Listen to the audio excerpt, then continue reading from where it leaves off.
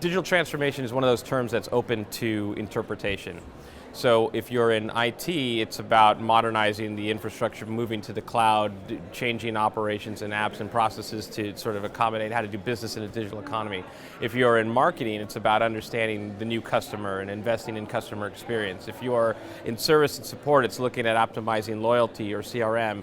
But it's actually all these things, right? And this is, I think, where digital transformation has its greatest promise. And this is what I feel is my purpose, is that no matter where I am, the answer is you have to start with the customer and the employee in mind. They're different today, and all of those business processes, or just the way we make decisions about how to be innovative or how to change, often leave them out of the equation.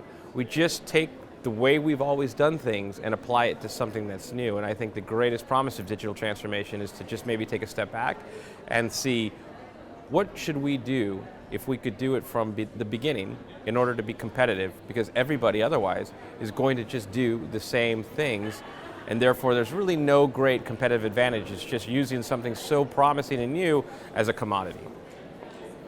So you mentioned marketing. What are the key things you're seeing that is transforming in digital marketing just now? Digital marketing has been around for 20 plus years now, right? What is it that's coming together now, or what's going on here? Digital marketing, the state of digital marketing is, a lot has changed and a lot hasn't changed, right? Just like digital transformation, if we don't challenge the convention, if we don't challenge the foundation of which it's built upon, right? So for example, digital marketing was built upon the foundation of traditional marketing. And so now in a world where you have social and mobile and apps, and you have behaviors changing because of all of the new devices, and expectations changing and preferences changing, what marketing is trying to do is keep up. But it's doing so based on the disciplines that sort of built up marketing, right? I think where we see the most sophisticated examples of digital transformation are those organizations that sort of think differently about how they're organized to compete. So for example, the better trends in marketing are those that realize, well, hey, there's email, there's SEO, there's mobile, there's social, there's digital, there's all these different things. Why are they all operating independently? Why are they all competing for budget? It's all the same people we're trying to reach. How could we be more effective if we collaborated and also worked in a way that delivered a consistent experience? I think the word experience, like digital transformation, means too many things to too many people, but I do see it as being the source of unity moving forward. If we all say, what's that experience we want to deliver? And how does that make someone feel? And then we organize digital marketing and marketing in general around that, you might have something a little bit more meaningful. You also talked about this sort of digital platforms, people, understanding the customer, the team, the craft, the practices. I mean, we're seeing a big revolution in the tooling side of it at this point also, obviously with marketing automation platforms, video marketing platforms, social media platforms, even just hooking all this stuff together is somewhat complicated at this point. What are you seeing on the sort of tooling front that excites you, and what is the downsides of it? Because I guess it's also tough nowadays to keep up with all the marketing stack that existed. Yeah, well, I'll tell you this. I stopped tracking the marketing stack. I stopped tracking all technology to some extent that has to involve, that regards scale. And the reason is because it's perpetuating the problem. It takes all of these new promising opportunities and forces you to think about it in ways that allow you to scale it. So it doesn't make you rethink how you use any of it, it just puts you in the same process of stuffing things into the machine to push it out based on a schedule and attach metrics to it. You haven't really challenged your own status quo, yet you think, because you're using these tools, that you're being innovative. Ask the customer if they care about what stack you're using. They don't care, because what they'll say is the same thing. It's meaningless. So we get busy for the sake of being busy, and I stopped tracking this so that I could get back and see, what do we need to do? If you're going to scale anything, what would you scale that would matter today? So the perfect team would then obviously really know that and have the great tooling. I think tools are enablers. But I think it's a really good point that we're seeing. I mean, we definitely last week we saw a customer that had 42 different tools in their marketing stack, right? I mean, just keeping up with the subscriptions and the roadmaps and what have not, right? It's a tough one.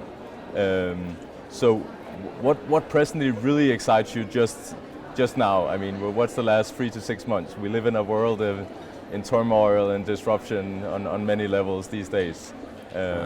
What is it just the last few months that have gotten you really excited at some point? Really excited about that there is hope and there is future and there's clarity?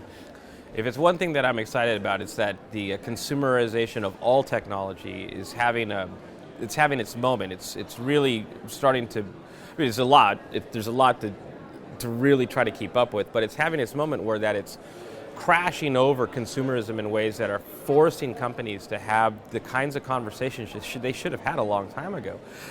Nobody likes to change. Sometimes we want to go backwards. I mean, that's just exactly what happened in the United States with their new president. But that's not the answer.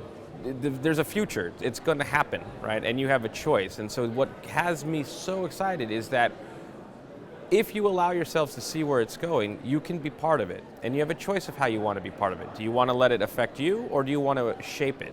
And I think that if you can be inspired by how technology is impacting people and what they want to do and how they do it, marketing, business, service, support, products, all these things just have an opportunity to be more relevant and also as a result change how we do business. I mean, I don't think many people would just say about every company that they love doing business with these companies. They have a few that they love because those few really try to be great.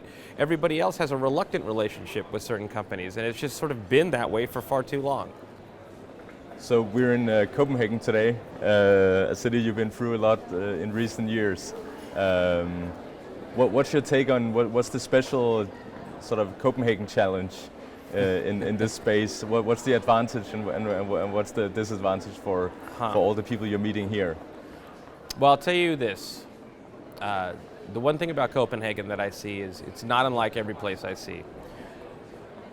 The world is a global place, the world is a local place, but I always hear people asking, what are you hearing about Copenhagen and what are you hearing about companies around the world? And the answer is, there's a lot of it that's just the same. I think we're all just sort of struggling individually as to what's our purpose. Is it directly tied to our country's culture or our city's culture, or is it how we work? Is it how we think about things? And it sort of tends to put ourselves, I've noticed, in sort of this questionable standpoint of looking for answers. If it's one thing that I could share, it's this: is that the answers start with you, and the answers start with the people you're trying to reach, because that's unique to you, regardless of where you are in the world. Just solving for that makes it tangible and approachable. Thanks a lot, Brian, and good luck with your keynote.